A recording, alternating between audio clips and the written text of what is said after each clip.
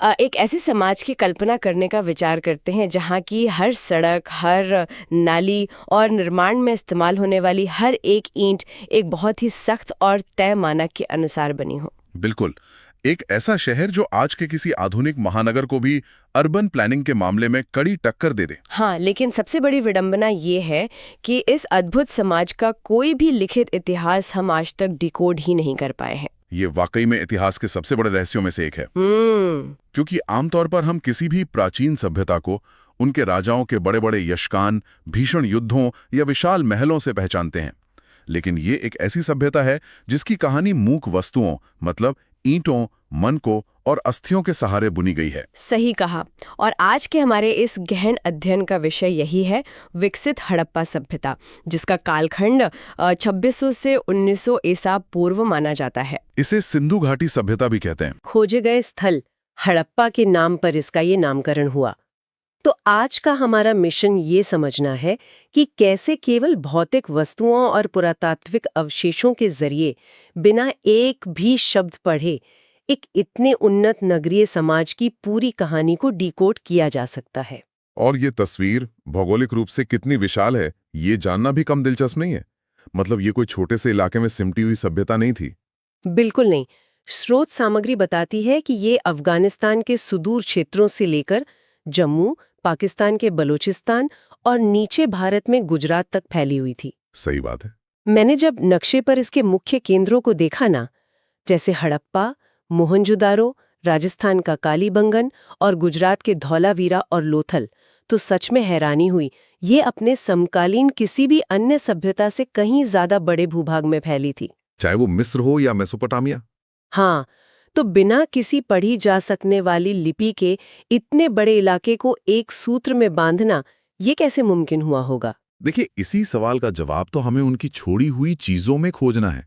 उन चीजों में एक ऐसा पैटर्न है जो किसी मजबूत प्रशासनिक ढांचे की ओर साफ इशारा करता है। तो चलिए इसे थोड़ा खोलकर समझते हैं। मेरे पास जो नोट्स हैं उनमें सबसे पहले मोहनजोदड़ो को उठाते हैं। ये शहर किसी प्राचीन इंजीनियरिंग के चमत्कार से कम नहीं लगता। बिल्कुल। नोट्स बताते हैं कि मोहनजोदड़ो का लेआउट स्पष्ट रूप से दो हिस्सों में बटा हुआ था। एक तरफ है दुर्ग, जिसे हम सिटाडेल कहते हैं, और दूसरी तरफ निचला शहर यानी लोअर टाउन। यहाँ जो बात सबसे अधिक आकर्षित करती है वो है इनका निर्माण। दुर्ग आकार में छोटा जरूर था, लेकिन इसे ऊंचाई पर बनाया गया था। कच्ची ईंटों के चबूतरे पर। हाँ, बाकायदा कच्ची ईंट के विशाल चबूतरे बनाए गए थे और यहीं पर सारी महत्वपूर्ण सार्वजनिक संरचनाएं मौजूद थीं। जबकि निचला शहर काफी बड़ा था, दीवारों से घिरा था और वहां मुख्य रूप से आवासीय भवन थे।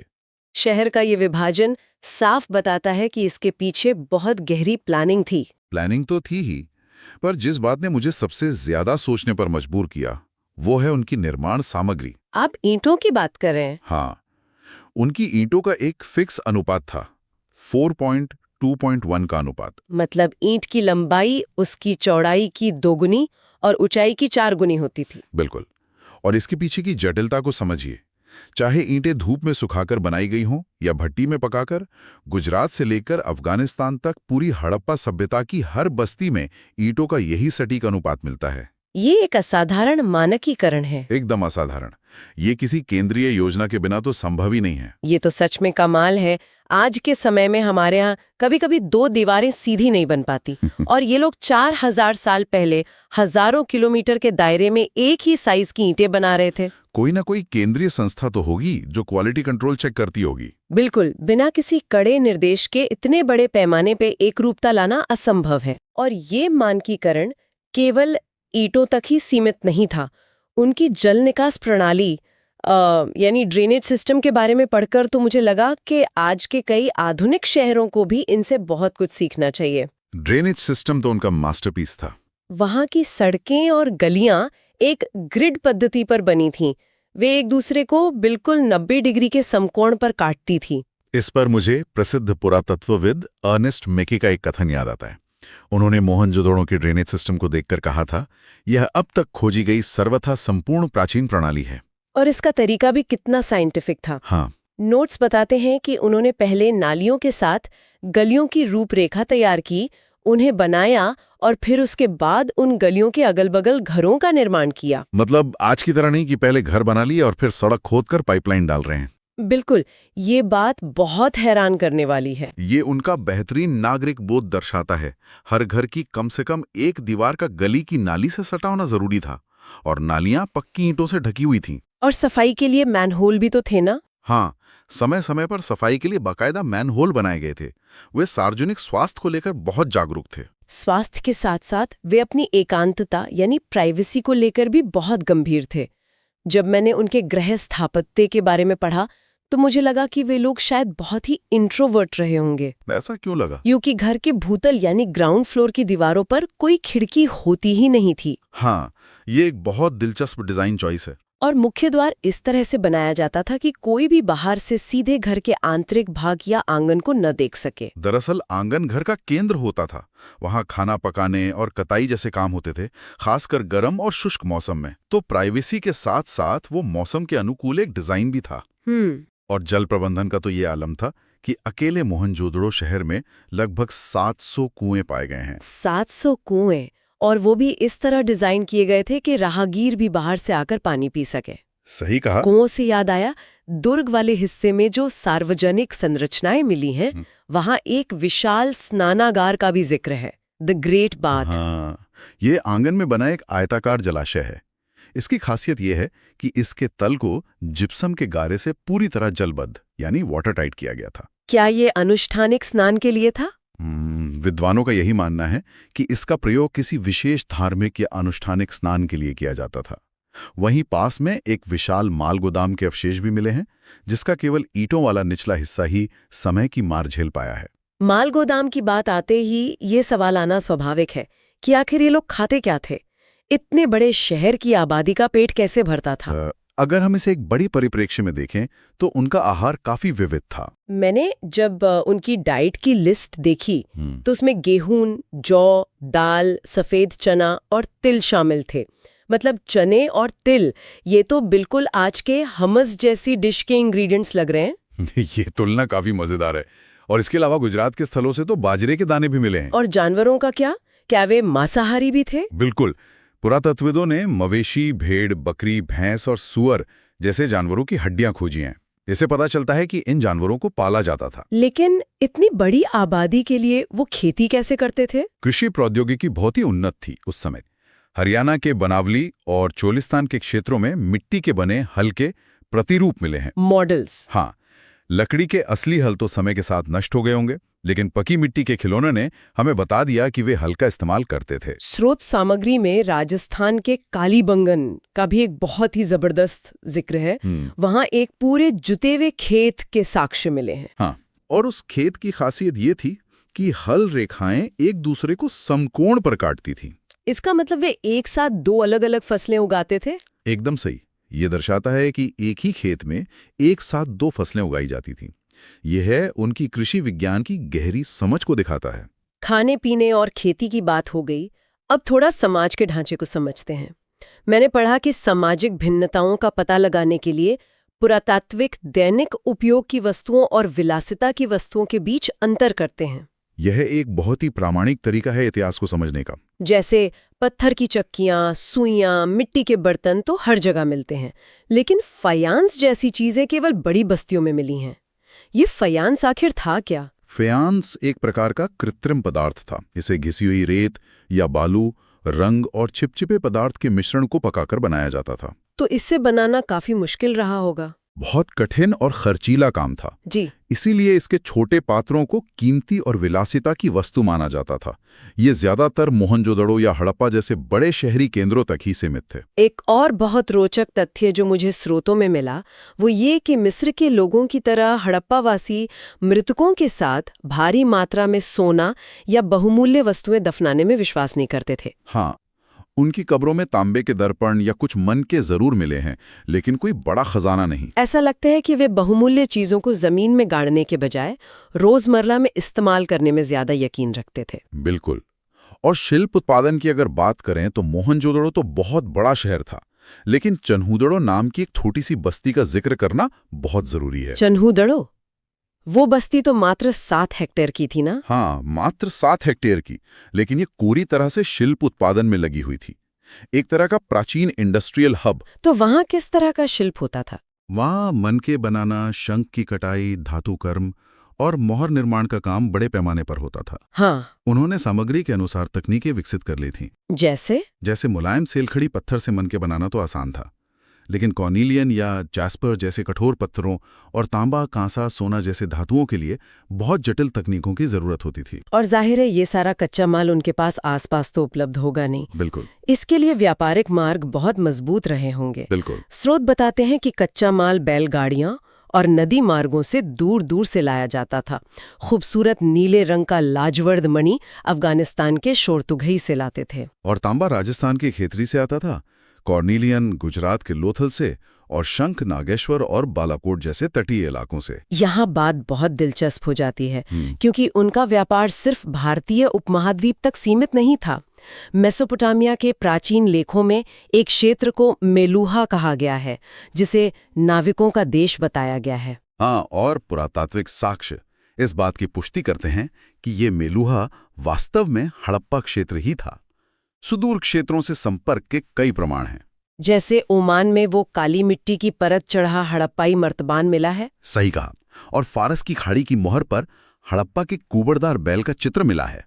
ये सब बताता है कि वो एक जबरदस्त व्यापारिक नेटवर्क का हिस्सा थे। व्यापार इतना लंबा था तो सामान की सुरक्षा भी जरूरी रही होगी। इसी के लिए वे गीली मिट्टी पर छाप यानी सीलिंग तकनीक का इस्तेमाल करते थे। एक तरह का प्राचीन टैंपर प्रूफ पैकेजिंग। बिल्कुल। और लेन देन के लिए वे बाटों की एक बहुत ही सटीक प्रणाली का उपयोग करते थे। ये बाट चर्ट पत्थर से बने होते थे और आमतौर पर घनाकार होते थे। इन बाटों का गणित मुझे बहुत हैरान कर गया।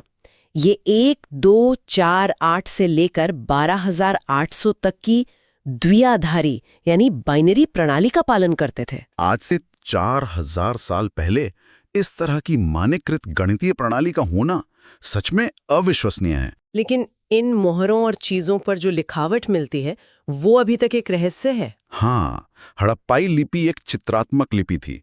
इसमें लगभग 375 से 400 तक चिन्ह हैं।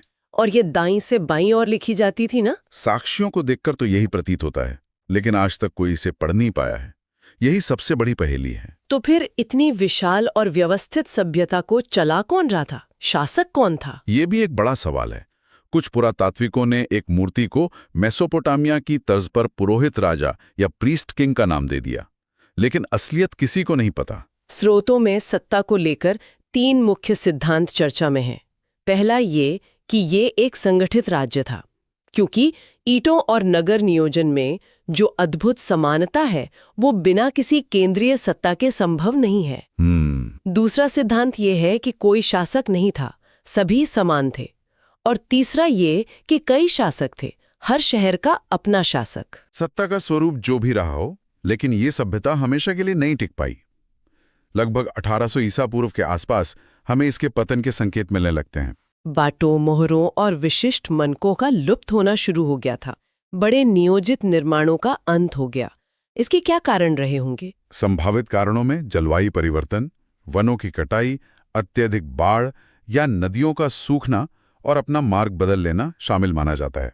तो इस विस्तृत चर्चा को अगर हम समेटें तो ये साफ है कि मानक ईंटों से लेकर अंतर्राष्ट्रीय व्यापार तक हड़प्पा सभ्यता ने भारतीय उपमहाद्वीप में शहरीकरण की एक बेहद मजबूत नींव रखी थी। यद्यपि उनकी लिपि आज भी मौन है, लेकिन उनके अवशेष एक बेहद उन्नत समाज की कहानी कहते हैं। बिल्कुल।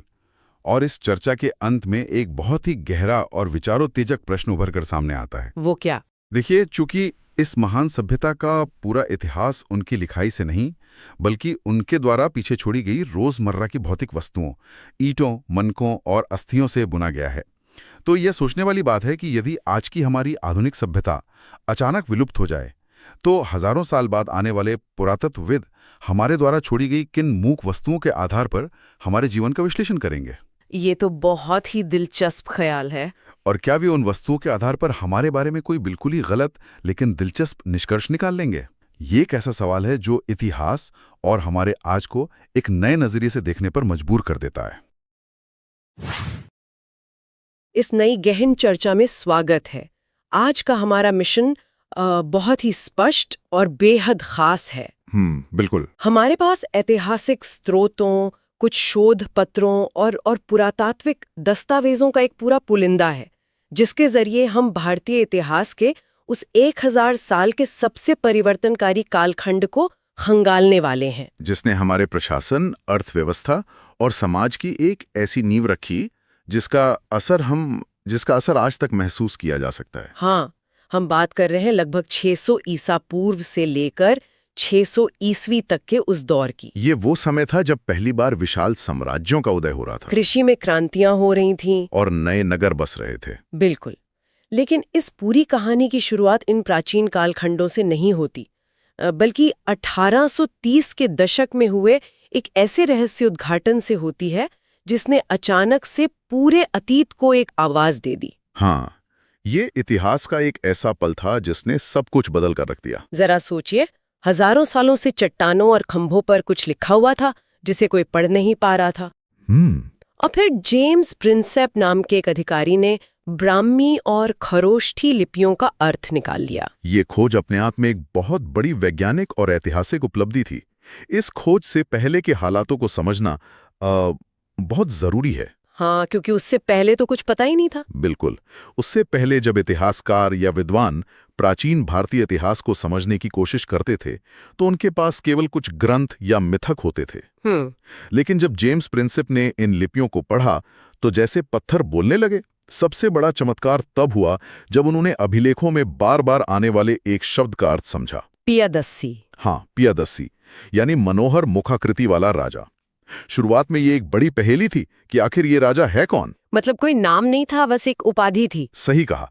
लेकिन जब इन पढ़े गए अभिलेखों का मिलान अन्य बौद्ध ग्रंथों से किया गया तब जाकर ये साबित हुआ कि ये कोई और नहीं बल्कि सम्राट अशोक थे। वाओ! इसी एक खोज ने राजाओं की वंशावली, उनके प्रशासन के तरीके और उस समय के समाज को समझने की एक पूरी नई दिशा खोल दी। ठीक है, आइए इसे समझते हैं। जेम्स प्रिंसेप की इस खोज ने हमें जो जानकारी दी वो हमें सीधे 600 ईसा पूर्व के उस दौर में ले जाती है जहां से ये सारा बदलाव शुरू हुआ था। इस काल को अक्सर भारतीय इतिहास में एक बहुत बड़े एक ऐतिहासिक मोड़ के रूप में देखा जाता है। मैं जब इन दस्तावेजों को पढ़ रही थी तो मैंने देखा कि इस समय 3-4 बहुत बड़े बदलाव एक साथ हो रहे थे। एक तरफ लोहे का प्रयोग अचानक से बहुत तेजी से बढ़ गया था, दूसरी तरफ पहली बार सिक्कों का चलन शुरू हो रहा था और नए नगरों का उदय भी हो रहा था। हाँ, और इसी दौरान समाज में बौद्ध और जैन धर्म जैसी नई दार्शनिक विचारधाराएं भी आकार ले रही थीं। अगर राजनीतिक नक्शे की बात करें तो पूरे उत्तर भारत में 16 बड़े राज्य उभर कर सामने आए जिन्हें महाजनपद कहा गया। बिल्कुल। लेकिन इन 16 राज्यों में हमेशा वर्चस्व की लड़ाई चलती रहती थी। ये वर्चस्व की लड़ाई केवल सत्ता के लिए नहीं थी ना? नहीं, ये मुख्य रूप से संसाधनों पर कब्जे के लिए थी। उन 16 महाजनपदों जैसे कि गांधार, अवंती, कोसल, वज्जी और मगध, इनमें सत्ता को लेकर लगातार संघर्ष होता रहता था। लेकिन इन सब में जो सबसे शक्तिशाली बनकर उभरा और जिसने अंततः एक विशाल साम्राज्य की नींव रखी वो था मगध। अब ये समझना बहुत दिलचस्प है कि मगध ही सबसे सफल क्यों हुआ। हाँ, मैं सोच रही थी कि ये तो नहीं हो सकता कि मगध के राजा हमेशा सबसे ज्यादा बुद्धिमान रहे हों। इसके पीछे के व्यवहारिक कारण क्या थे? ये केवल किसी एक राजा की कुशलता का परिणाम नहीं था। इसके पीछे बहुत ही ठोस आर्थिक और भौगोलिक कारण थे। जैसे कि? सबसे पहला कारण था वहां की उपजाऊ जमीन, जो गंगा नदी की घाटी में स्थित होने के कारण भारी पैदावार देती थी। कृषि में अतिरिक्त पैदावार का सीधा अर्थ है राजा के लिए ज्यादा राजस्व। और ज्यादा राजस्व का मतलब है एक बड़ी सेना पालने की क्षमता। बिल्कुल सही। दूसरी सबसे बड़ी वजह थी आज के झारखंड वाले इलाके में लोहे की खदानों तक मगध की पहुंच। उस दौर में जिसके पास लोहा था उसके पास सबसे मजबूत और धारदार हथियार थे और साथ ही जंगलों को साफ करने के लिए बेहतरीन औजार भी थे। लेकिन एक तीसरी चीज भी थी जिसने युद्ध के मैदान में मगध को एक ऐसा लाभ दिया जो बाकी राज्यों के पास आसानी से उपलब्ध नहीं था। वो क्या था? जंगली हाथी। हाथी मतलब उस समय के युद्धों में हाथियों की भूमिका इतनी निर्णायक होती थी कि वे पूरे साम्राज्य का भविष्य तय कर सकते थे। बिल्कुल। आप उन प्राचीन युद्धक हाथियों की तुलना आज के आधुनिक युद्धक टैंकों से कर सकते हैं। अच्छा। मगध के घने जंगलों में हाथी प्रचुर मात्रा में थे जिन्हें पकड़कर सेना में शामिल किया जाता था, जब शत्रु सेना की पैदल टुकड़ियां सामने होती थीं, तो ये हाथी उनकी कतारों को आसानी से रौंद सकते थे। बाप रे। वे किलों के मजबूत दरवाजों को तोड़ने की क्षमता रखते थे। तो एक तरफ असीमित अनाज, दूसरी तरफ लोहे के घातक हथियार और तीसरी तरफ युद्धक हाथी। इन तीनों के संगम ने मगध को अजेय बना दिया और इसी ने आगे चलकर मौर्य साम्राज्य के उदय का रास्ता साफ किया। ये देखना वाकई अद्भुत है कि कैसे प्राकृतिक संसाधनों के सही इस्तेमाल ने एक छोटे से राज्य को भारत के प्रथम साम्राज्य में बदल दिया। इन दस्तावेजों में जब हम मौर्य साम्राज्य के विस्तार को देखते हैं तो वो सच में हैरान करने वाला है। बहुत ही विशाल विस्तार था। चंद्रगुप्त मौर्य से लेकर अशोक के समय तक ये साम्राज्य उत्तर पश्चिम में अफगानिस्तान और बलूचिस्तान से लेकर दक्षिण में कर्नाटक तक फैल चुका था। लेकिन यहाँ मेरे मन में एक सवाल आता है। जी पूछिए। इतने विशाल भूभाग को जहाँ हर 100 मील पर भाषा, संस्कृति और भौगोलिक परिस्थितियां बदल जाती हैं, बिना किसी आधुनिक संचार साधन या तेज यातायात के कैसे प्रबंधित किया जाता होगा? ये प्राचीन प्रशासन का एक बहुत ही शानदार उदाहरण है। इतने बड़े साम्राज्य को एक ही जगह से नियंत्रित करना लगभग असंभव था। हाँ, वही। इसलिए मौर्य शासकों ने एक अत्यधिक विकेंद्रीकृत लेकिन बहुत ही कड़ी प्रशासनिक व्यवस्था बनाई। उनकी मुख्य राजधानी पाटलिपुत्र थी, लेकिन इसके अलावा उन्होंने 4 बहुत महत्वपूर्ण प्रांतीय केंद्र स्थापित किए थे। तक्षशिला, उज्जैनी, सुवर्णगिरी और तोसली। सही कहा।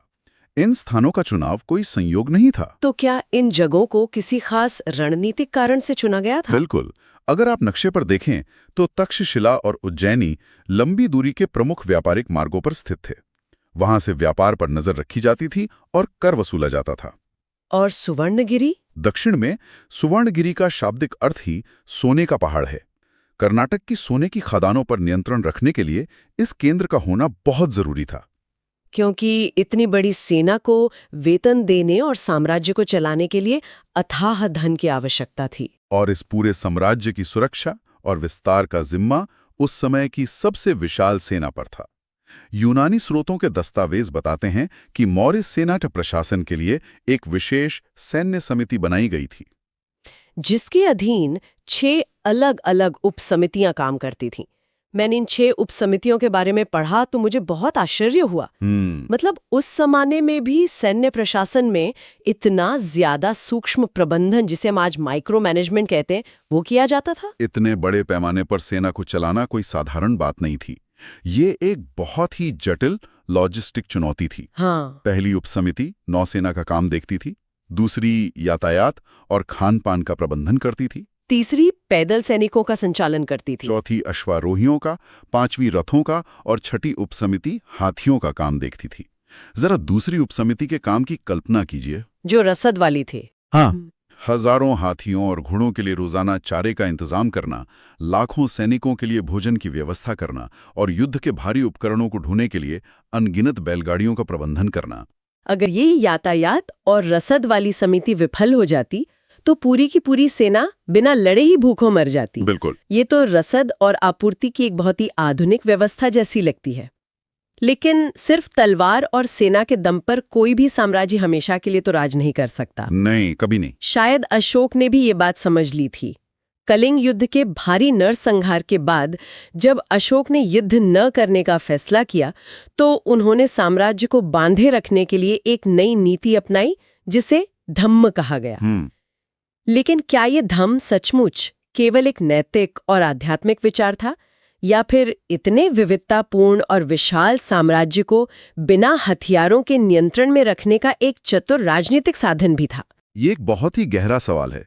अशोक का धम्म बेशक नैतिक सिद्धांतों पर आधारित था, लेकिन इसके राजनीतिक और सामाजिक प्रभाव भी उतने ही महत्वपूर्ण थे। मतलब ये एक तरह का कोड ऑफ कंडक्ट था? हाँ, ये ऐसे सरल और सार्वभौमिक नियमों का एक समूह था जिन पर कोई विवाद नहीं कर सकता था, जैसे बड़ों का आदर करना, सन्यासियों और ब्राह्मणों के प्रति उदारता, सेवकों और दासों के साथ मानवीय व्यवहार, और सबसे जरूरी बात, दूसरे धर्मों और परंपराओं का सम्मान करना। इतने बड़े और विविधता वाले साम्राज्य में जहां अलग अलग मान्यताओं वाले लोग रहते थे, ये धम्म एक सामाजिक गोंद की तरह काम करता था। अशोक ने केवल उपदेश नहीं दिए, बल्कि उन्होंने धम्म महामात्य नाम के विशेष अधिकारियों की नियुक्ति भी की। अच्छा। ये अधिकारी पूरे साम्राज्य में घूम घूम कर ये सुनिश्चित करते थे कि लोग इन नियमों का पालन कर रहे हैं या नहीं। ये एक तरह से जनता के बीच जाकर राजा की नरम शक्ति या सॉफ्ट पावर को स्थापित करने का तरीका था। यहाँ सबसे दिलचस्प बात यह है, जी, जब उत्तर भारत में ये विशाल और कठोर नियंत्रण वाले साम्राज्य बन रहे थे, उसी समय दक्षिण भारत की राजनीतिक प्रयोगशाला में कुछ बिल्कुल अलग ही प्रयोग चल रहा था। हाँ, दक्षिण का इतिहास बहुत अलग है। अगर हम दक्षिण की ओर चले, खासकर प्राचीन तमिलकम क्षेत्र में, तो वहां हमें मौर्यों जैसी कोई केंद्रीकृत व्यवस्था नहीं दिखती। वहां चोल, चेर और पांड्य जैसी सरदारियां शासन कर रही थीं। इन दस्तावेजों से पता चलता है कि ये व्यवस्था मौर्यों के साम्राज्य से बिल्कुल विपरीत थी। सही कहा। इस सरदारी व्यवस्था को समझना बहुत आवश्यक है। एक सरदारी प्रणाली साम्राज्य से मूल रूप से इस बात में अलग होती है कि वहां सत्ता किसी एक निरंकुश शासक के हाथ में नहीं होती और ना ही वहां कोई स्थायी या नियमित कर वसूलने की व्यवस्था होती है। संगम साहित्य के प्राचीन तमिल ग्रंथ हमें इस व्यवस्था की बहुत ही स्पष्ट तस्वीर दिखाते हैं। इन सरदारों की आय का मुख्य स्रोत कर नहीं, बल्कि उपहारों और भेंटों का आदान प्रदान था। उपहारों पर आधारित अर्थव्यवस्था। ये तो सुनने में बहुत ही आदर्शवादी लगता है। तो क्या लोग अपनी मर्जी से सरदार को अपना धन देते थे? काफी हद तक हाँ, और कई बार सरदार अभियान चलाकर भी संपत्ति जुटाते थे। लेकिन सबसे अहम बात यह थी कि सरदार उस संपत्ति को अपने पास जमा करके नहीं रखता था, वो उसे बांट देता था। हाँ, वह उस धन को अपने समर्थकों, अपने योद्धाओं और चारण कवियों के बीच बांट देता था। सरदार का काम कोई कठोर प्रशासनिक नियम लागू करना नहीं था, बल्कि वह अनुष्ठानों का नेतृत्व करता था, युद्ध के समय अपने लोगों का मार्गदर्शन करता था और स्थानीय विवादों को सुलझाता था। राजा और प्रजा के बीच की दूरी यहाँ उतनी ज्यादा नहीं थी जितनी उत्तर भारत के बड़े साम्राज्यों में देखने को मिलती है। लेकिन जैसे जैसे समय आगे बढ़ा, सत्ता का स्वरूप बदलने लगा। प्रथम शताब्दी ईसा पूर्व से प्रथम शताब्दी ईस्वी के आसपास उत्तर पश्चिम भारत में कुषाण शासकों का राज आया। कुषाणों का काल बहुत ही रोचक है। कुषाणों ने सत्ता और धर्म को जिस तरह से मिलाया वो अपने आप में बहुत अनोखा था। वे खुद को देवताओं के समान प्रस्तुत करने लगे थे। कुषाणों की रणनीति अपनी सत्ता को वैध ठहराने का एक बेहतरीन मनोवैज्ञानिक उदाहरण है। एक शासक ये कैसे सुनिश्चित करे कि आम जनता उसे बिना किसी सवाल के अपना राजा मान ले। कुषाण राजाओं ने इसका समाधान खुद को सीधे देवताओं से जोड़ने में निकाला। उन्होंने खुद को देवपुत्र यानी ईश्वर का पुत्र कहना शुरू कर दिया। उन्होंने उत्तर प्रदेश के मथुरा के पास और यहाँ तक कि अफगानिस्तान में भी देवस्थानों पर अपनी विशालकाय मूर्तियां स्थापित करवाईं। ये तो आज के जमाने की किसी बड़े पीआर अभियान या अपनी छवि चमकाने की आक्रामक रणनीति जैसा लगता है। बड़ी बड़ी मूर्तियां बनवाकर सीधे जनता के दिमाग में ये संदेश डालना कि राजा कोई आम इंसान नहीं है। बिल्कुल। और कुषाणों के सिक्कों पर भी तो ऐसा ही देखने को मिलता है। हाँ, उनके सिक्कों के एक तरफ राजा की तस्वीर होती थी और दूसरी तरफ किसी देवता की। जब रोजमर्रा के लेन देन में आम इंसान उन सिक्कों का इस्तेमाल करता था तो उसके अवचेतन मन में ये बात बैठ जाती थी कि राजा का दर्जा देवता के बराबर है। ये बहुत ही प्रभावी तरीका था। लेकिन केंद्रीकृत सत्ता का ये ढांचा हमेशा एक जैसा नहीं रहा। चौथी शताब्दी ईस्वी में जब गुप्त साम्राज्य का उदय हुआ तो हमें शासन प्रणाली में एक बहुत बड़ा बदलाव देखने को मिलता है। सामंतवाद की शुरुआत। हाँ, यहाँ एक सामंतवादी ढांचे का विकास हुआ। गुप्त काल की व्यवस्था मौर्यों से बहुत अलग थी।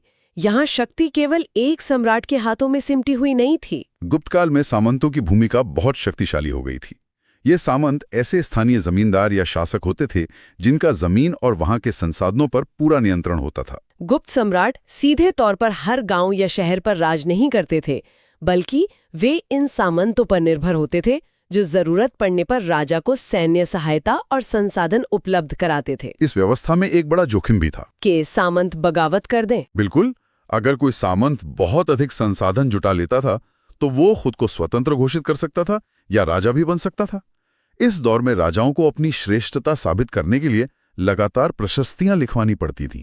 जैसे कि इलाहाबाद का स्तंभ अभिलेख, जिसे प्रयाग प्रशस्ति कहा जाता है। इसे समुद्रगुप्त के दरबारी कवि हरिशेन ने लिखा था, जिसमें समुद्रगुप्त की दिग्विजय और उनके असाधारण गुणों का बहुत ही अतिशयोक्तिपूर्ण वर्णन किया गया है। राजाओं, सामंतों और इन विशाल साम्राज्यों की राजनीति अपनी जगह है, लेकिन इन सबको जीवित रखने वाली जो असली ताकत थी वो तो हमारे किसान और देहात थे। सही कहा।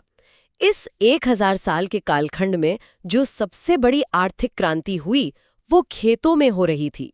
जो दस्तावेज हमारे सामने हैं वो बताते हैं कि कृषि के तरीकों में बहुत बड़े और बुनियादी बदलाव आ रहे थे, जिससे पैदावार कई गुना बढ़ गई थी। वो एक तकनीकी और कृषि क्रांति का दौर था। गंगा की उपजाऊ लेकिन कठोर जमीन को जोतने के लिए अब लोहे के फाल वाले हलों का व्यापक इस्तेमाल होने लगा था। इससे जमीन की गहरी जुताई संभव हो पाई, जो लकड़ी के हलों से नहीं हो सकती थी। और जिन पहाड़ी या सूखे इलाकों में हल चलाना मुश्किल था, वहां खेती के लिए कुदाल का प्रयोग शुरू हुआ। लेकिन इन सबके बीच जो सबसे बड़ा बदलाव था, जिसने अर्थव्यवस्था की पूरी काया पलट कर दी, वो था धान की रोपाई का तरीका। ये धान की रोपाई वाली बात मुझे बहुत दिलचस्प लगी। ये सिर्फ एक नई तकनीक नहीं थी, बल्कि इसने पूरे समाज के ढांचे को भी प्रभावित किया होगा। निश्चित रूप से पहले किसान सिर्फ जमीन पर बीज बिखेर देते थे, लेकिन अब उन्होंने पहले पानी से भरे छोटे खेतों में धान के पौधे तैयार करना और फिर इन पौधों को बड़े खेतों में रोपना शुरू कर दिया। इस विधि से पौधों के बचने और बढ़ने की दर बहुत अधिक हो गई और धान की उपज में बेतहाशा वृद्धि हुई। लेकिन इस काम के लिए कमर तोड़ मेहनत की जरूरत होती थी। पानी से भरे खेतों में दिन भर झुककर काम करना कोई आसान बात नहीं थी। और शायद इसी भारी मेहनत और बढ़ती उपज ने समाज में गहरी खाई भी पैदा कर दी, क्योंकि उपज तो बढ़ रही थी, लेकिन उसका लाभ हर किसी को बराबर नहीं मिल रहा था। बिल्कुल, इस कृषि विस्तार ने ग्रामीण समाज को कई वर्गों में बांट दिया। अब देहात में एक स्पष्ट पदानुक्रम बन गया था, एक तरह का पिरामिड। हाँ, सबसे ऊपर बड़े जमींदार या ग्राम प्रधान होते थे, जिन्हें अक्सर घ्यापति कहा जाता था। इनके पास बहुत जमीन होती थी और इनका प्रभाव इतना होता था कि ये पद अक्सर वंशानुगत हो जाते थे। और इनके नीचे छोटे किसान होते थे। और समाज के सबसे निचले पायदान पर भूमिहीन खेतीहर मजदूर होते थे, जिन्हें दास कम्मकार कहा जाता था। यही वो वर्ग था जो खेतों में वो कमर तोड़ मेहनत करता था, लेकिन इस बढ़ती हुई अर्थव्यवस्था में उनके पास कोई संपत्ति नहीं थी। इसी आर्थिक ढांचे के बीच इतिहास का एक और महत्वपूर्ण पहलू उभर कर आता है, और वो है भूमिदान। इन दस्तावेजों में ऐसे अनगिनत अभिलेख हैं जो भूमि दान के बारे में बताते हैं। राजा या शक्तिशाली लोग ब्राह्मणों और धार्मिक संस्थानों को जो जमीन दान में देते थे, उसे अग्रहार कहा जाता था। इन जमीनों पर ब्राह्मणों को कोई कर नहीं देना पड़ता था, बल्कि वे वहां रहने वाले स्थानीय किसानों से कर वसूलने का अधिकार प्राप्त कर लेते थे। लेकिन इस भूमिदान की परंपरा से जुड़ी एक ऐसी कहानी है जिसने मुझे सच में हैरान कर दिया, क्योंकि वो उस समय के समाज के बनाए हुए नियमों को सीधी चुनौती देती है। मैं समझ रहा हूं आप किस विशिष्ट उदाहरण की बात कर रही हैं। आप प्रभावती गुप्त के अभिलेखों का जिक्र कर रही हैं। हाँ। प्राचीन भारत के धर्मशास्त्रों और कानूनी ग्रंथों को अगर हम पढ़ें तो उनमें यह स्पष्ट रूप से लिखा है कि महिलाओं का अचल संपत्ति या जमीन पर कोई स्वतंत्र अधिकार नहीं होता था। जमीन पर स्वामित्व केवल पुरुषों का माना जाता था। लेकिन प्रभावती गुप्त, जो गुप्त वंश के सम्राट चंद्रगुप्त द्वितीय की पुत्री थी और जिनका विवाह वाकाटक परिवार में हुआ था, उनका मामला इस नियम का एक बहुत बड़ा अपवाद है। और अभिलेखों से ये साफ पता चलता है कि वो न केवल जमीन की मालकिन थी, बल्कि उन्होंने अपनी मर्जी से उस जमीन को दान भी किया था। तो इसका मतलब क्या है? क्या वे कानूनी ग्रंथ केवल दिखावे के लिए थे? ये हमें ये समझने में मदद करता है कि ग्रंथों में लिखे गए नियम और जमीनी हकीकत में कई बार बहुत अंतर होता है। शायद राजघरानों और कुलीन वर्ग की महिलाओं के लिए वे कठोर नियम लागू नहीं होते थे जो आम महिलाओं के लिए थे। या फिर प्रभावती गुप्त एक रानी होने के नाते इतनी शक्तिशाली थी कि वे नियमों को दरकिनार कर सकती थी। ये इतिहास के एक बहुत ही सूक्ष्म और महत्वपूर्ण परत है। अर्थव्यवस्था के इस पूरे ताने बाने में सिर्फ खेती और जमीन ही नहीं थी, बल्कि नगर और व्यापार का एक बहुत बड़ा जाल भी बिछ चुका था। व्यापार भी उफान पर था। हमने शुरुआत में सिक्कों के चलन की बात की थी। सबसे पहले जो आहत सिक्के या पंच मार्क वाले सिक्के आए, वो चांदी और तांबे के थे। फिर कुषाणों ने रोमन सम्राटों की तर्ज पर सोने के बड़े सिक्के जारी किए और गुप्त काल तक आते आते बेहतरीन कलाकारी वाले सोने के सिक्के बाजार में आ गए। ये दिखाता है कि व्यापार किस स्तर पर पहुंच चुका था। लेकिन इस व्यापार को नियंत्रित कौन करता था? व्यापार के इस विशाल नेटवर्क को चलाने के लिए व्यापारियों और कारीगरों ने अपने मजबूत संगठन बना लिए थे, जिन्हें श्रेणी कहा जाता था। श्रेणी? ये श्रेणियां केवल व्यापारिक समूह नहीं थी, बल्कि ये बहुत ही शक्तिशाली संस्थाएं थीं।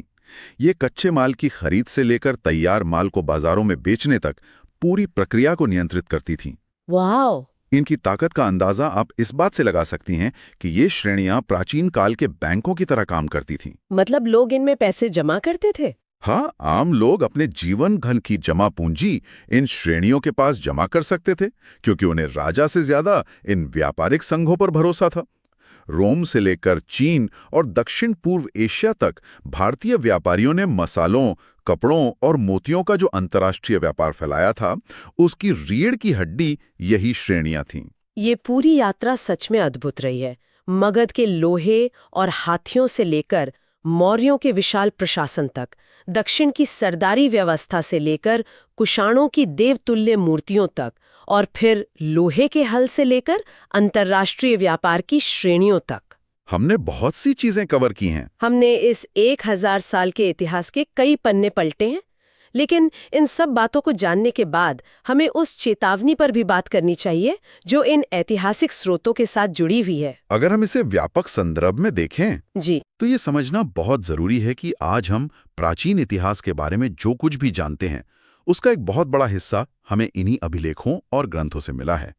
लेकिन इन अभिलेखीय साक्ष्यों की अपनी कुछ बहुत गंभीर सीमाएं हैं। तकनीकी सीमाएं। हाँ, तकनीकी स्तर पर देखें तो हजारों साल पुराने पत्थरों पर लिखे गए अक्षर समय के साथ धुंधले पड़ जाते हैं।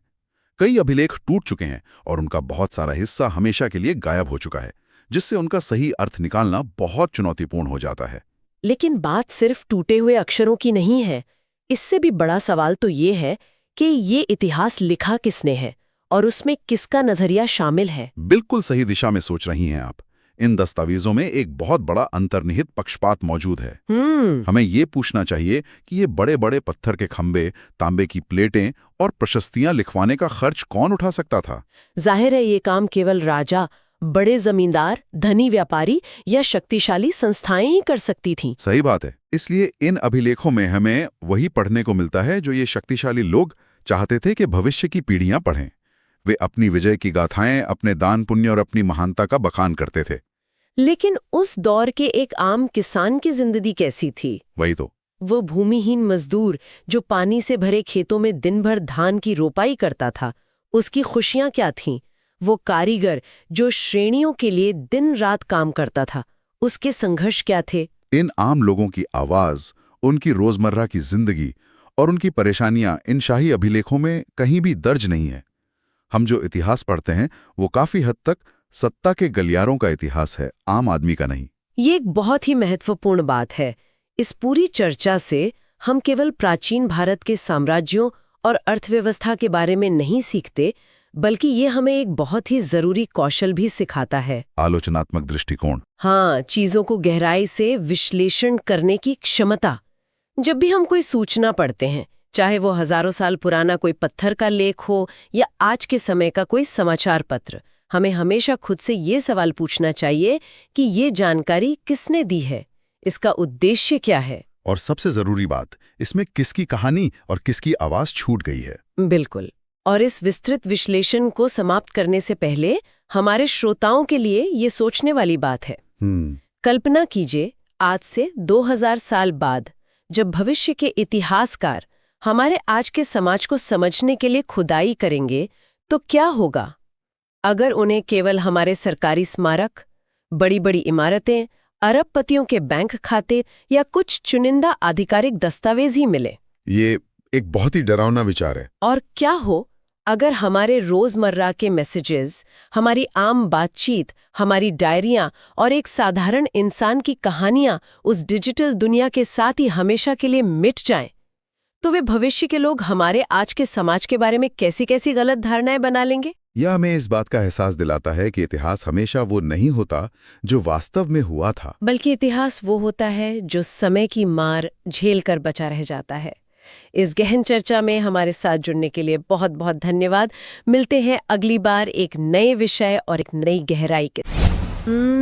महाभारत के बारे में सोचते ही हमारे दिमाग में सबसे पहले क्या आता है? मतलब कुरुक्षेत्र का मैदान, रथों के पहियों की आवाज और तीर कमान। बिल्कुल, और एक बहुत ही विशाल पारिवारिक युद्ध। लेकिन आज हम ना इस महाकाव्य की सतह से थोड़ा नीचे जाने वाले हैं, उन ऐतिहासिक स्रोतों और सबूतों के गहराई में जाने वाले हैं जो हमें एक बिल्कुल अलग ही कहानी सुनाते हैं। एक बहुत ही दिलचस्प कहानी। हाँ, जरा सोचिए, अगर हम महाभारत को सिर्फ एक मिथक या सिर्फ एक युद्ध की कहानी न मानकर लगभग 600 ईसा पूर्व से 600 ईस्वी के बीच के समाज के एक दर्पण के रूप में देखें तो क्या होगा? हाँ, ये एक बहुत ही अहम सवाल है। मेरा मतलब है कि क्या धर्मशास्त्रों में समाज को चलाने के लिए जो बेहद कड़े नियम लिखे गए थे, क्या असल जिंदगी की जमीनी सच्चाई भी बिल्कुल वैसी ही थी? इसी सवाल की परतें खोलने के लिए हम आज इन सारे ऐतिहासिक स्रोतों की गहन पड़ताल कर रहे हैं। और ये पड़ताल बहुत जरूरी भी है।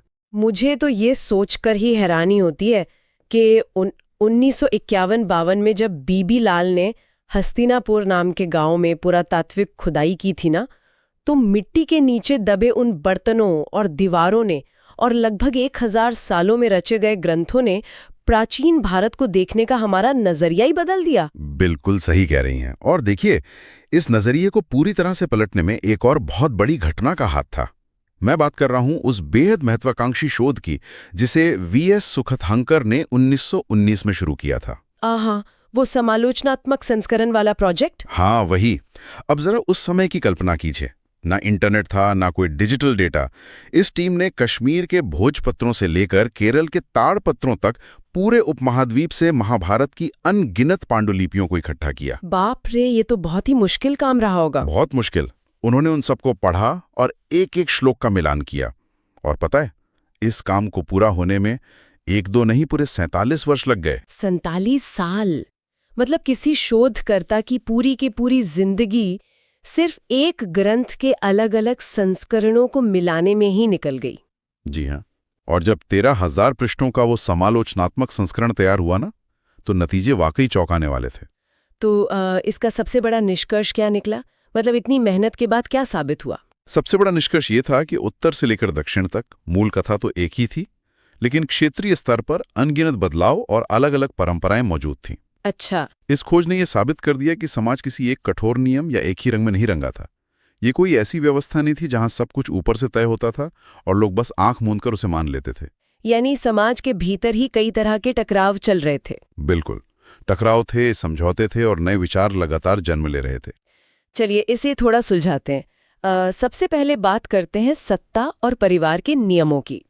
महाभारत की पूरी कहानी का जो केंद्र है ना, वो कौरवों और पांडवों के बीच जमीन और सत्ता का संघर्ष है। हाँ, सही बात है। लेकिन जब हम इन स्रोतों को करीब से देखते हैं तो समझ आता है कि ये महज 2 चचेरे भाइयों के परिवारों का झगड़ा नहीं था। ये दरअसल समाज में पितृवंशिकता को स्थापित करने का एक संघर्ष था। यानी पिता से पुत्र और फिर पौत्र तक सत्ता और संपत्ति जाने का नियम। जी, इसे लोहे की लकीर बनाने का एक बहुत बड़ा अभियान था। पांडवों की जीत ने इस बात पर हमेशा के लिए मोहर लगा दी कि पिता की मृत्यु के बाद उसके संसाधनों पर, और अगर वो राजा है तो उसके सिंहासन पर सिर्फ और सिर्फ बेटों का ही अधिकार होगा। और यहाँ ये समझना बहुत जरूरी है कि पितृवंशिकता का ये विचार केवल राजघरानों के सिंहासन तक ही सीमित नहीं था। ये धीरे धीरे पूरे परिवार और रिश्तेदारों के बड़े समूह को बांधने का एक बुनियादी तरीका बन गया था। और इसका असर तो बाकी चीजों पर भी पड़ा होगा। बिल्कुल पड़ा। जब संसाधनों और संपत्ति पर नियंत्रण का ये नियम पूरी तरह से पुरुषों के पक्ष में झुका दिया गया, तो जाहिर सी बात है कि इसका सीधा असर विवाह के नियमों पर भी पड़ना ही था। हाँ, विवाह के नियम। अगर हम धर्मशास्त्रों को पढ़ें तो वे बहुत ही स्पष्ट और सख्त निर्देश देते हैं। उनके अनुसार बहिर्विवाह यानी अपने गोत्र या समूह से बाहर विवाह करना सबसे बेहतरीन और आदर्श माना जाता था। और इसी के साथ कन्यादान को भी बहुत महत्व दिया गया। बिल्कुल, कन्यादान को एक पिता का सबसे बड़ा और सबसे पवित्र धार्मिक कर्तव्य बना दिया गया था। शास्त्रों में तो 8 प्रकार के विवाहों का जिक्र मिलता है, जिनमें से पहले 4 को उत्तम बताया गया है और बाकी 4 को निंदित या बुरा माना गया है। लेकिन इन स्रोतों की सबसे मजेदार बात यह है कि ये बताते हैं कि नियम क्या थे और साथ ही ये भी कि लोग उन नियमों को कैसे तोड़ रहे थे। सही कह रही हैं। असल जिंदगी में अंतर्विवाह यानी अपने ही समूह या बंधु बांधवों के भीतर शादी करने का चलन भी बहुत बड़े स्तर पर मौजूद था। यहाँ दिलचस्प बात यह है कि बगावत कहीं बाहर से नहीं, बल्कि सत्ता के सबसे ऊंचे शिखर से हो रही थी। धर्मशास्त्रों का एक बहुत ही कड़ा नियम था कि विवाह के बाद स्त्री को अपने पिता का गोत्र पूरी तरह त्यागना होगा और अपने पति का गोत्र अपनाना होगा। बिल्कुल, ये पितृवंशिकता का एक अहम हिस्सा था। लेकिन अगर हम सातवाहन राजाओं के अभिलेखों को देखें, जो उस दौर के सबसे ताकतवर राजवंशों में से एक थे, तो वहां कहानी बिल्कुल उल्टी नजर आती है। सातवाहन रानियों के अभिलेख। हाँ, सातवाहन रानियों ने विवाह के बाद भी अपने पिता के गोत्र को नहीं त्यागा। उन्होंने गौतम और वशिष्ठ जैसे अपने मायके के गोत्रों को ही शान से बनाए रखा। जरा सोचिए, ये कितनी बड़ी बात थी। एक तरफ समाज के सबसे पवित्र ग्रंथ कह रहे हैं कि विवाह के बाद स्त्री की पुरानी पहचान खत्म, और दूसरी तरफ उस दौर की सबसे शक्तिशाली रानियां कह रही हैं कि नहीं, हम अपना नाम और अपना गोत्र नहीं छोड़ेंगी। ये तो धर्मशास्त्रों के नियमों का सीधा और खुला उल्लंघन था, एकदम खुला उल्लंघन। और ये ना एक और सवाल पैदा करता है, अगर रानियां अपने पिता का गोत्र रख रही थीं और हम सातवाहन राजाओं के नाम देखते हैं, जैसे गौतमी पुत्र श्री सातकर्णी या वाशिष्ठी पुत्र पुलुमावी, जो साफ तौर पर माताओं के नाम पर रखे गए हैं जी, जिन्हें मातृ नाम कहा जाता है। हाँ, तो क्या इसका मतलब ये है कि उस समय माताओं के पास सच में बहुत ज्यादा राजनीतिक शक्ति थी? अगर हम इसे थोड़ा बड़े परिप्रेक्ष्य में देखें तो स्थिति थोड़ी जटिल है। ये सच है कि राजाओं का अपनी माताओं के नाम से पहचाना जाना माताओं के प्रति एक गहरे सामाजिक सम्मान को जरूर दर्शाता है। लेकिन अगर हम वास्तविक राजनीतिक शक्ति या सिंहासन के उत्तराधिकार की बात करें तो वो अंततः पितृवंश की था। यानी गौतमी का पुत्र ही राजा बनेगा, गौतमी की पुत्री नहीं। ये तो है। इसका एक बहुत ही सटीक उदाहरण हमें महाभारत में ही मिलता है। जब युद्ध के बादल मंडरा रहे थे तो गांधारी ने दुर्योधन को सभा में बुलाकर बहुत ही स्पष्ट राजनीतिक सलाह दी थी कि इस युद्ध को टाल दो। बिल्कुल, उन्होंने कहा कि इसमें किसी का भला नहीं है, लेकिन दुर्योधन ने अपनी माता की ये बात पूरी तरह अनसुनी कर दी।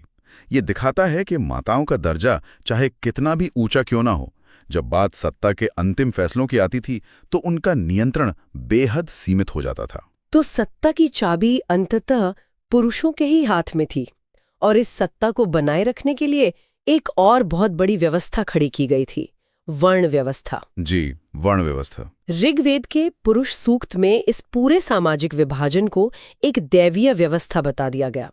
ये कहा गया कि ब्राह्मणों की उत्पत्ति आदि पुरुष के मुख से हुई, क्षत्रियों की भुजाओं से, वैश्यों की जंघाओं से और शूद्रों की पैरों से हुई है। और हर वर्ण का काम तय कर दिया गया। हाँ, और राजनीति का सबसे कठोर नियम ये बना दिया गया कि राजा बनने का अधिकार केवल और केवल क्षत्रियों को है। लेकिन इतिहास के पन्ने पलटे तो पता चलता है कि जमीनी स्तर पर इस नियम की जमकर धज्जियां उड़ी हैं। उस दौर की हकीकत ये थी कि जिसके पास ताकत और संसाधन थे वही राज करता था, चाहे उसका वर्ण कुछ भी हो। मतलब नियम बस कागजों पर थे एक तरह से। हाँ, मौर्य साम्राज्य को ही देख लीजिए। उन्होंने उपमहाद्वीप के एक बहुत बड़े हिस्से पर राज किया, लेकिन उनका मूल क्या था? बौद्ध ग्रंथ उन्हें क्षत्रिय मानते हैं, जबकि उस समय के ब्राह्मण ग्रंथ स्पष्ट रूप से उन्हें निम्न कुल का बताते हैं। रुकिए, ये बहुत ही हैरानी की बात है। मतलब जिस मौर्य साम्राज्य ने, जिसमें चंद्रगुप्त और अशोक जैसे महान सम्राट हुए, जिसने इतने विशाल भूभाग पर शासन किया, उन्हें खुद ब्राह्मण ग्रंथ क्षत्रिय नहीं मानते थे। बिल्कुल नहीं मानते थे। और कहानी यहीं खत्म नहीं होती। मौर्यों के बाद जिन शुंग और कण्व वंश के राजाओं ने सत्ता संभाली, वे तो असल में ब्राह्मण थे, जबकि शास्त्रों के अनुसार तो ब्राह्मणों को राजकाज करना ही नहीं चाहिए था। सही कहा। इसके अलावा मध्य एशिया से आए शक राजाओं का भी उदाहरण है। ब्राह्मणों की नजरों में वे म्लेच्छ थे, यानी भारी और बर्बर। फिर भी उन्होंने एक लंबे समय तक राज किया। और वो गौतमी पुत्र सातकर्णी, जिसका हमने अभी जिक्र किया था। हाँ, उसने तो बाकायदा अपने अभिलेखों में खुद को एक अनूठा ब्राह्मण कहा था और क्षत्रियों के दर्प को तोड़ने वाला बताया था। तो इन सब ऐतिहासिक सबूतों का एक ही निष्कर्ष निकलता है, सिंहासन उसी का था जिसकी तलवार में दम था। जन्म या वर्ण का नियम राजनीति के मैदान में आकर कमजोर पड़ ही जाता था। बिल्कुल। अच्छा, ये तो हुई राजाओं और बड़े साम्राज्यों की बात, लेकिन आम लोगों के बीच क्या चल रहा था? ग्रंथों में तो सिर्फ 4 वर्णों का जिक्र है, लेकिन समाज में तो अनगिनत जातियां थीं, जैसे स्वर्णकार, निषाद, बढ़ई। ये लोग इस कठोर ढांचे में अपनी जगह कैसे बना रहे थे? जातियों और पेशों का ये ताना बाना बहुत ही ज्यादा लचीला था। इसका एक बेहद शानदार और रोमांचक उदाहरण मंदसौर के रेशम बुनकरों के अभिलेख से मिलता है। मंदसौर के बुनकर? हाँ, ये बुनकर मूल रूप से लाट क्षेत्र में रहते थे, जो आज का गुजरात है। वहां से वे मध्य प्रदेश के मंदसौर की तरफ चले गए। क्यों? क्योंकि उन्होंने सुना था कि वहां का राजा अच्छा है और वहां व्यापार के मौके ज्यादा हैं। तो उन्होंने पलायन किया? जी, उन्होंने अपने पेशे को एक श्रेणी यानी गिल्ड के रूप में संगठित किया। उन्होंने अपनी मेहनत और कला से खूब धन कमाया और उस पैसे से सूर्य देवता का एक भव्य मंदिर बनवाया। ये उदाहरण इसलिए इतना महत्वपूर्ण है ना, क्योंकि ये हमें दिखाता है कि लोग अपनी किस्मत खुद बदल रहे थे। ये सिर्फ एक जगह से दूसरी जगह जाने की बात नहीं है, ये पूरी तरह से सामाजिक गतिशीलता का सबूत है। बिल्कुल, सोशल मोबिलिटी। एक समूह व्यापार करता है, अमीर बनता है और समाज में अपना रुतबा इतना बढ़ा लेता है कि वो शहर का एक प्रमुख मंदिर बनवा सके। ये 4 वर्णों के उस कठोर नियम को सीधे चुनौती देता है जो कहता था कि आपका पेशा और रुतबा जन्म से तय होता है। और ये एक बहुत ही अहम सवाल भी उठाता है। जो लोग इस 4 वर्णों की व्यवस्था के भीतर थे, वे तो किसी तरह अपना रास्ता निकाल ही रहे थे, लेकिन उनका क्या जिन्हें इस व्यवस्था के बिल्कुल बाहर धकेल दिया गया था?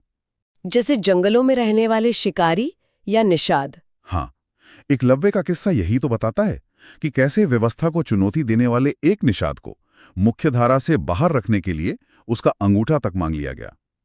बहुत ही क्रूर था वो। वहीं दूसरी तरफ उन लोगों का भी जिक्र है जिन्हें राक्षस कहकर सभ्यता से बाहर या असंस्कृत माना जाता था। लेकिन वहां भी नियम हमेशा लागू नहीं होते थे।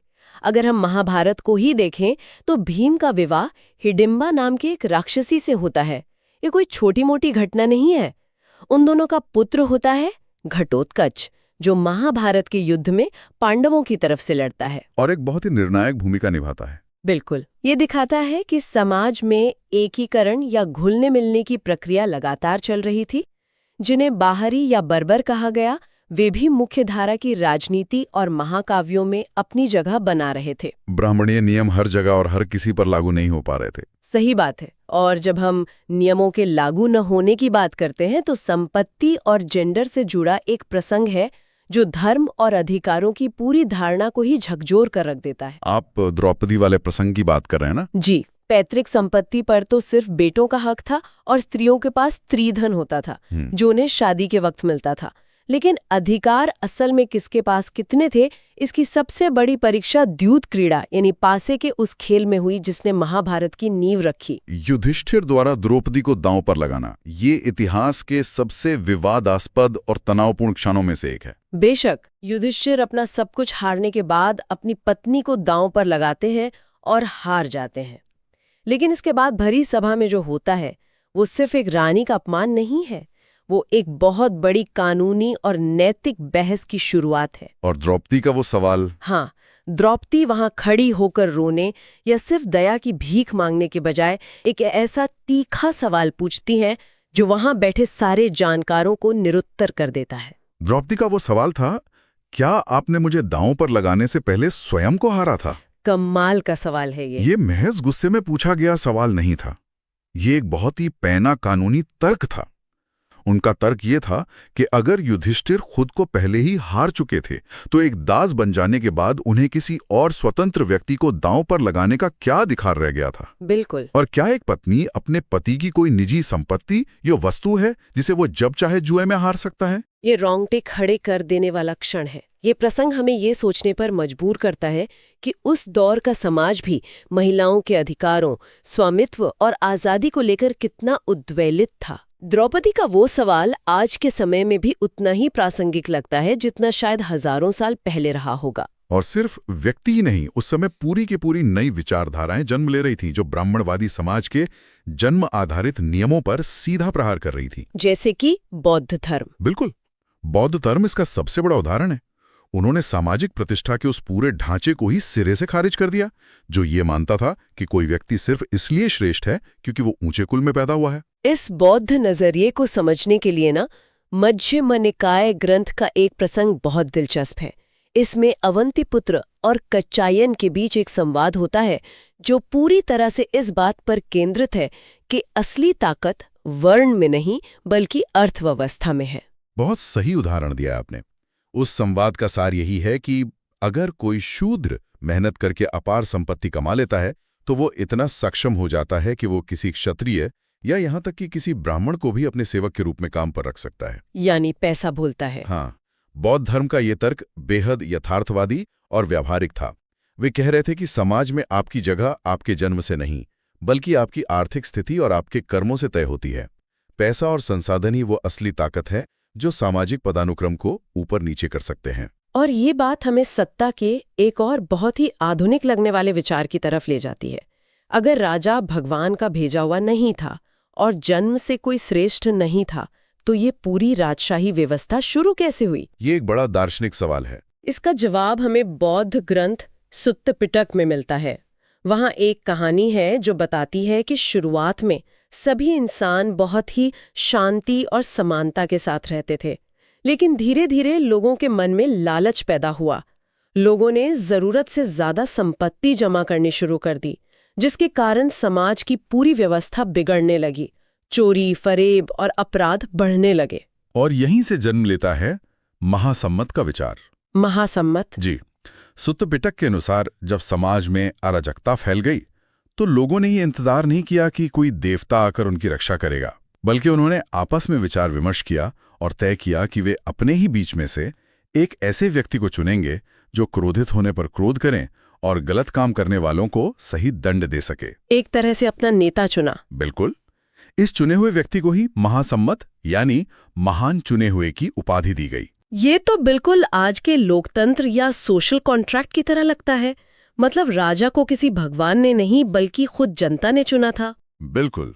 और सिर्फ चुना ही नहीं था, बल्कि लोगों ने तय किया कि व्यवस्था बनाए रखने की इस सेवा के बदले वे उस राजा को अपनी उपज का एक हिस्सा, मुख्य रूप से चावल, कर या टैक्स के रूप में देंगे। ये तो बहुत ही क्रांतिकारी विचार है। ये प्राचीन भारत में राजनीतिक शक्ति के आधार को समझने का एक बहुत ही क्रांतिकारी नजरिया है। ये स्पष्ट रूप से साबित करता है कि राजा की शक्ति किसी दैवीय अधिकार पर नहीं, बल्कि पूरी तरह से मानवीय चुनाव और एक आपसी सामाजिक समझौते पर टिकी हुई थी। राजा जनता का सेवक था, जिसे जनता ने एक विशेष काम के लिए नियुक्त किया था। इन सभी स्रोतों और कहानियों से गुजरने के बाद अब वक्त है इन सबको एक साथ जोड़ने का। 600 ईसा पूर्व से 600 ईस्वी का यह कालखंड सिर्फ ऐसा समय नहीं था जब धर्मशास्त्रों में कड़े नियम लिखे जा रहे थे और लोग सिर झुकाकर उनका पालन कर रहे थे। हमने देखा कि समाज बहुत अधिक लचीला, जटिल और हर दिन नए बदलावों से गुजरने वाला था। सही मायने में यह एक ऐसा दौर था जहां हर नियम को परखा जा रहा था।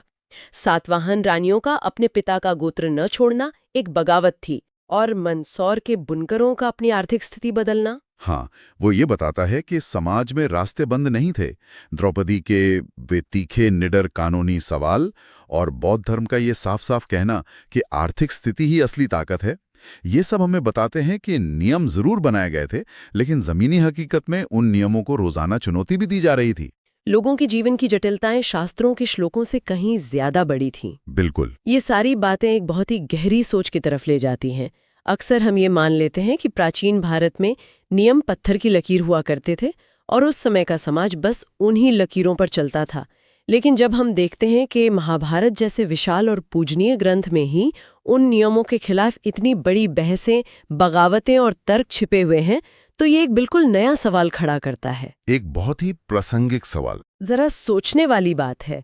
जब हम आज के समाज में नियमों, परंपराओं और अधिकारों की बात करते हैं, तो सुत्ता पिटक का महासम्मत यानी चुना हुआ राजा या द्रौपदी का कानूनी सवाल हमें ये सोचने पर मजबूर करता है कि क्या हजारों साल पहले का समाज अपने ही बनाए नियमों पर आज के समाज से कहीं ज्यादा खुलकर बहस कर रहा था? क्या आज हम उन प्राचीन बहसों को भूलकर सिर्फ आधी अधूरी धारणाओं को ढो रहे हैं? ये एक ऐसा विचार है जो हमें अपने अतीत और हमारे वर्तमान दोनों को एक बिल्कुल नई नजर से देखने पर मजबूर कर देता है। तो अंग, आज की इस गहन चर्चा में स्वागत है। आज हम इतिहास के एक ऐसे कालखंड में गोता लगाने वाले हैं जिसने भारतीय उपमहाद्वीप में सोचने और दुनिया को देखने का नजरिया ही बदल कर रख दिया।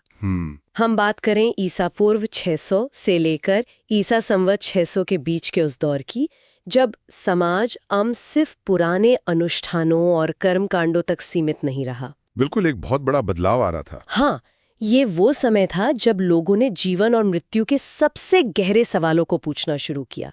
आज हमारे सामने जो भी नोट्स और स्रोत सामग्री रखी हैं, उसका सीधा सा मिशन ये समझना है कि कैसे हम यज्ञों की एक स्थापित परंपरा से निकलकर अस्तित्व के गहरे प्रश्नों तक पहुंचे और कैसे ये विचार महलों और झोपड़ियों से निकलकर विशाल पत्थरों में हमेशा के लिए उकेरे गए। ठीक है, आइए इसे गहराई से समझते हैं। देखिए, ये जो कालखंड है, इसे सिर्फ धर्म के चश्मे से देखना इतिहास के साथ थोड़ी नाइंसाफी होगी।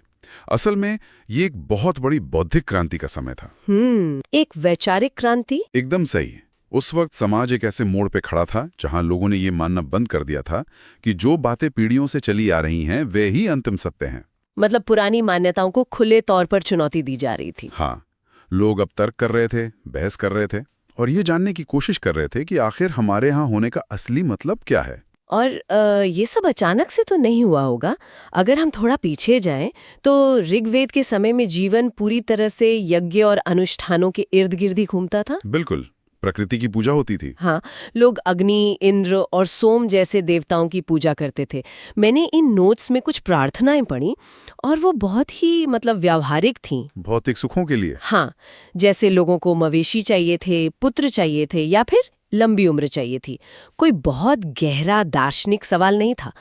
लेकिन फिर धीरे धीरे अंत्य राजसूय और अश्वमेध जैसे बहुत ही खर्चीले अनुष्ठान शुरू हो गए, जो कि बहुत जटिल थे। और ये जो अश्वमेध यज्ञ था उसमें तो एक घोड़ा छोड़ दिया जाता था। बिल्कुल, और राजा अपना प्रभाव दिखाता था। ये सब तो आम आदमी के बस की बात ही नहीं थी, है ना? एकदम सही। और यहीं से असंतोष और बदलाव की शुरुआत होती है। जब धर्म और अनुष्ठान इतने महंगे और जटिल हो गए कि सिर्फ राजा या बहुत अमीर लोग ही उन्हें कर सकें, तो 6ठी सदी ईसा पूर्व तक आते आते उपनिषदों के विचार सामने आने लगे। जहां सोच भीतर की तरफ मुड़ी। हाँ, अब लोगों का ध्यान सिर्फ इस बात पर नहीं था कि यज्ञ से कितनी गायें मिलेंगी। वो पूछ रहे थे कि क्या इस जीवन का कोई और गहरा अर्थ है? क्या मरने के बाद सब कुछ खत्म हो जाता है? क्या आत्मा जैसी कोई चीज है? बिल्कुल, यह बाहरी कर्म कांडों से हटकर अपने भीतर झांकने की शुरुआत थी। इसी भीतर झांकने और बहस करने के माहौल को दर्शाने वाली एक बहुत ही अजीब जगह का जिक्र इन स्रोत सामग्रियों में है।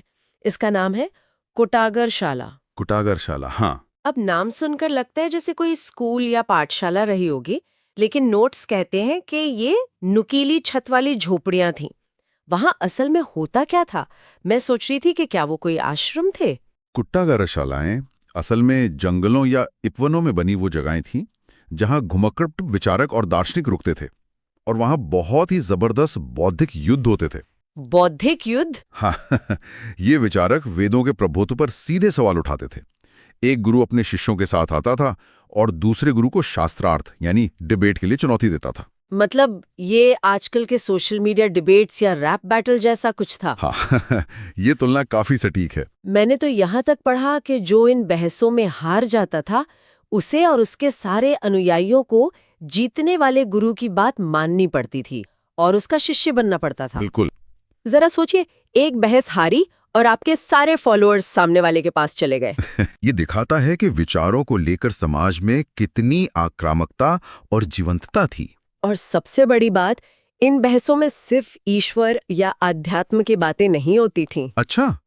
कुछ विचारक ऐसे भी थे जो इन सब चीजों को पूरी तरह से खारिज कर देते थे। यहाँ बात और भी दिलचस्प हो जाती है, क्योंकि हमारे नोट्स में 2 ऐसी विचारधाराओं का जिक्र है जो बिल्कुल अलग ही दुनिया की बात कर रही थी। आजीवक और लोकायत। हाँ। एक तरफ थे आजीवक संप्रदाय के लोग, जिनके मुखिया मक्खली गोशाल थे।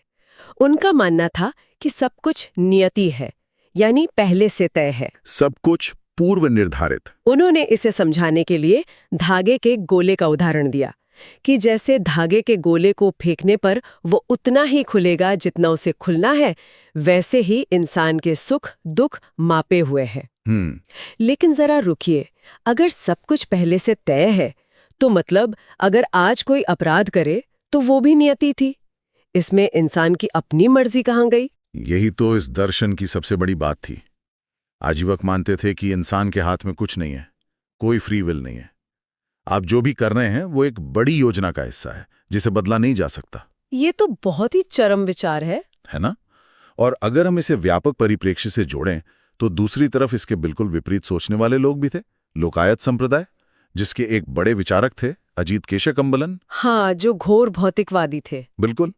हम बस स्रोत सामग्री में जो है उसे निष्पक्ष रूप से बता रहे हैं, लेकिन उनके विचार अपने समय के हिसाब से बहुत विद्रोही थे। उनका मानना था कि ये सब जो दान पुण्य की बातें हैं वो सब मूर्खों का काम है।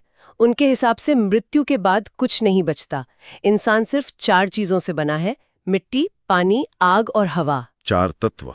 मरने के बाद मिट्टी मिट्टी में, पानी पानी में मिल जाता है। कोई आत्मा नहीं, कोई पिछला जन्म नहीं। इन दोनों विचारधाराओं को एक साथ देखने पर एक बहुत बड़ी बात समझ आती है।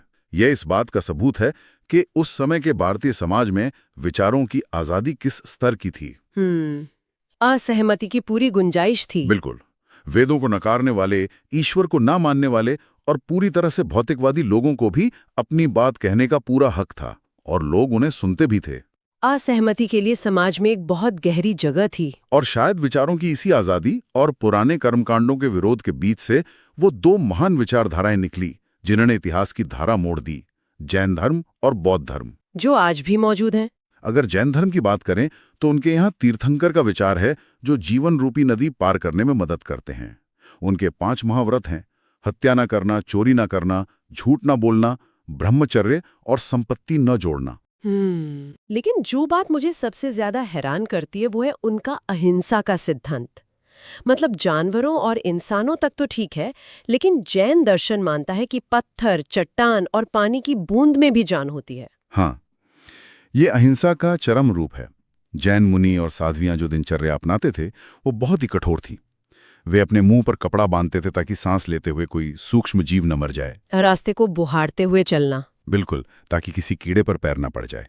उस दौर में सोचिए, जब एक तरफ बड़े बड़े यज्ञों में जानवरों की बलि दी जा रही थी, तब ये दर्शन कितना क्रांतिकारी रहा होगा। वे मानते थे कि कर्म के चक्र से आजादी सिर्फ ऐसी ही कठोर तपस्या से मिल सकती है। और इसके ठीक बगल में बौद्ध धर्म अपनी राह बना रहा था। सिद्धार्थ की कहानी तो हम सबने सुनी है। हाँ, 4 दृश्यों वाली कहानी। एक राजकुमार जिसे दुख से दूर रखा गया, लेकिन एक दिन उसने 4 दृश्य देखे। एक बूढ़ा आदमी, एक बीमार इंसान, एक लाश और फिर एक बहुत ही शांत सन्यासी। नोट्स बताते हैं कि इससे वो इतने परेशान हुए कि उन्होंने अपना महल छोड़ दिया, जिसे महाभिनिष्क्रमण या महान प्रस्थान कहा गया। लेकिन उन्होंने तो शरीर को कष्ट देने वाली तपस्या भी की थी ना। शुरुआत में सिद्धार्थ ने वही किया जो उस समय के कई साधु करते थे, घोर तपस्या, शरीर को सुखाना, भूखे रहना।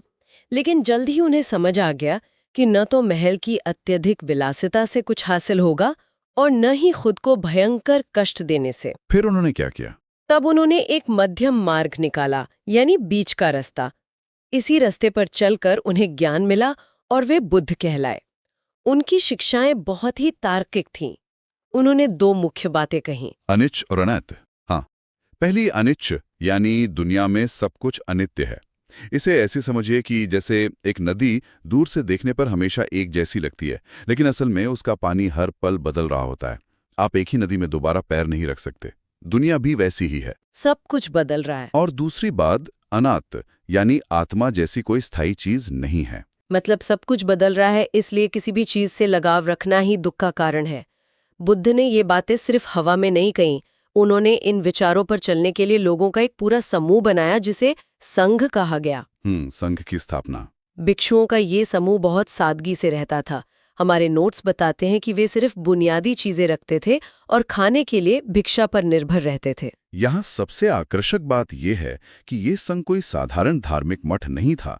ये उस दौर का एक बहुत बड़ा सामाजिक प्रयोग था। सामाजिक प्रयोग कैसे? जैसे ही कोई व्यक्ति संघ का हिस्सा बनता था, उसकी पुरानी पहचान, उसकी जाति, उसका वर्ग, सब कुछ उसी पल खत्म हो जाता था।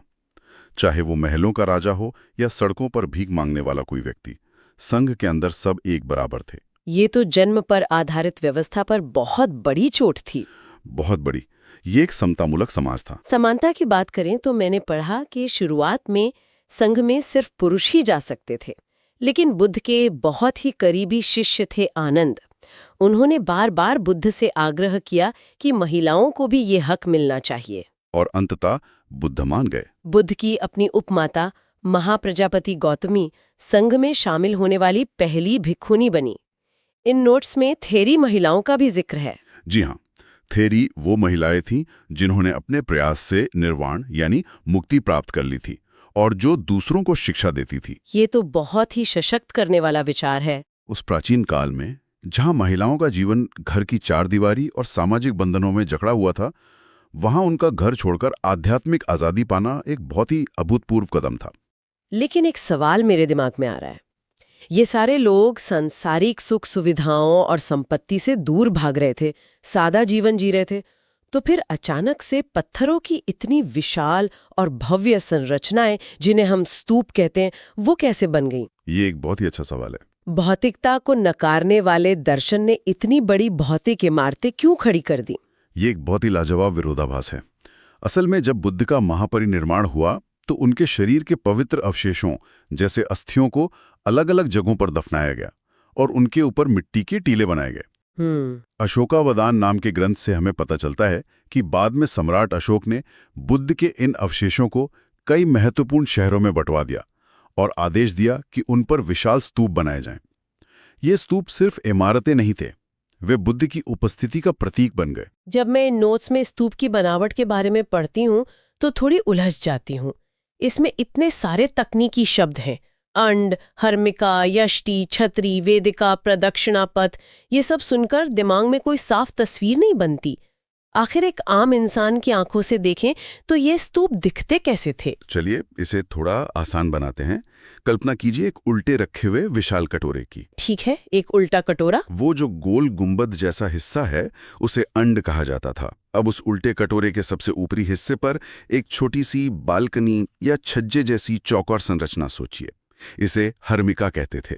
ऐसा माना जाता था कि यहाँ देवता निवास करते हैं। अच्छा, और वो छतरी? उसी हर्मिका के बीचों बीच से एक लंबा खंभा निकलता था जिसे यष्टि कहते हैं, और उस खंभे पर एक छाता या छतरी लगी होती थी जो कि ब्रह्मांड और सम्मान का प्रतीक थी। और लोग इसके चारों ओर घूमते थे। हाँ, इस पूरी गूढ़ संरचना और एक पत्थर की जालीदार बाउंड्री या रेलिंग होती थी जिसे वेदिका कहते हैं।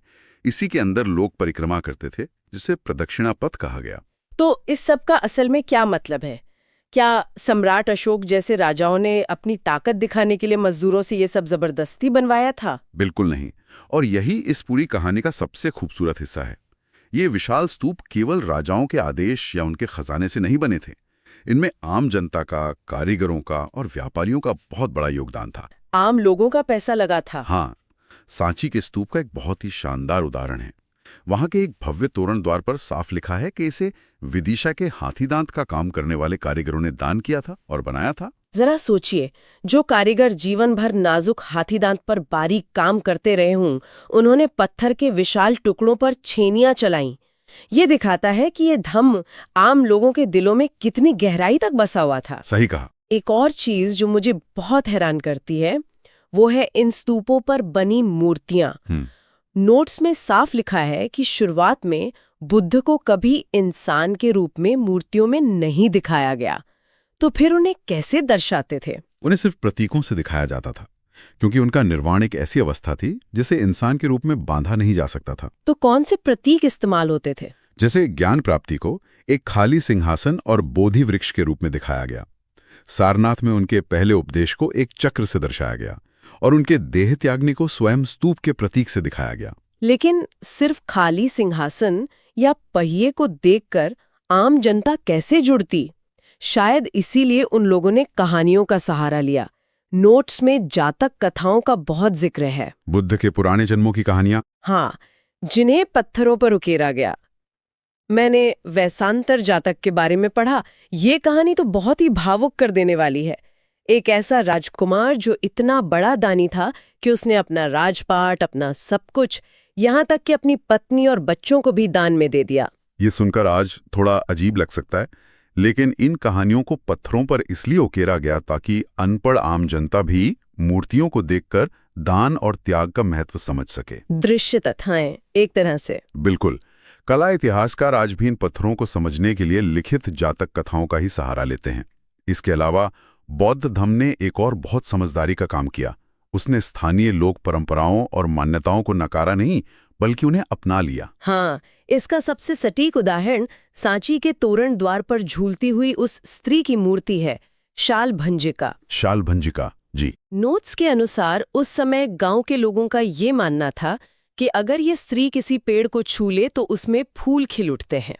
ये बौद्ध धर्म का हिस्सा नहीं था, लेकिन ये एक शुभ प्रतीक था, इसलिए इसे स्तूप के दरवाजे पर जगह दे दी गई। शालभंजिका के साथ साथ गजलक्ष्मी की मूर्तियां भी देखने को मिलती हैं।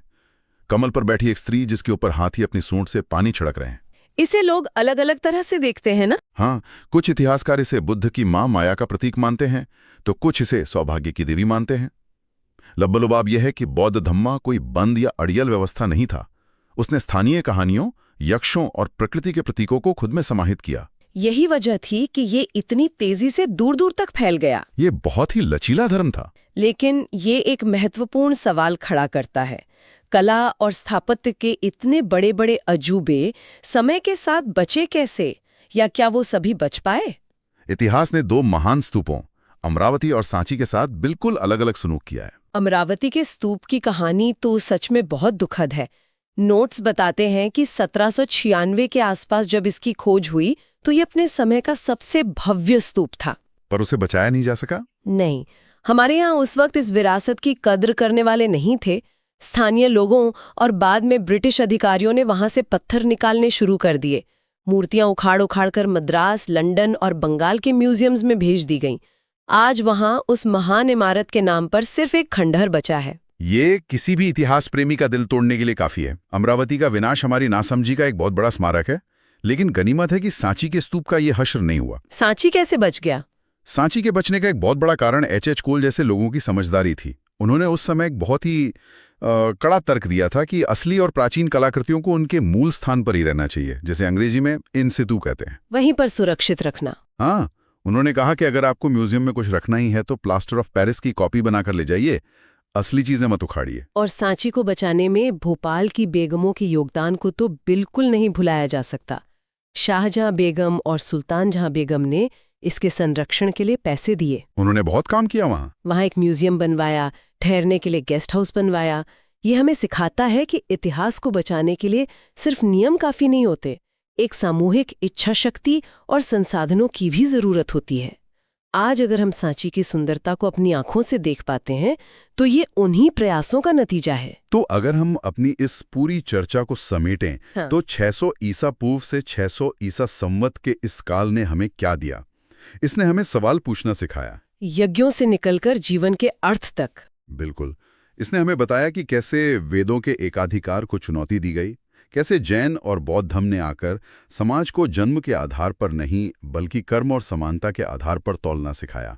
और इन विशाल स्तूपों के पत्थरों ने हमें ये बताया कि कला सिर्फ सजावट नहीं होती, ये वो किताबें हैं जो अनपढ़ों के लिए भी लिखी गई थी। बिल्कुल, ये एक बहुत ही शानदार बौद्धिक यात्रा रही। इस चर्चा को खत्म करने के लिए मैं बुद्ध के उन आखिरी शब्दों का जिक्र करना चाहूंगी जो उन्होंने महापरिनिर्वाण से ठीक पहले अपने शिष्य आनंद से कहे थे।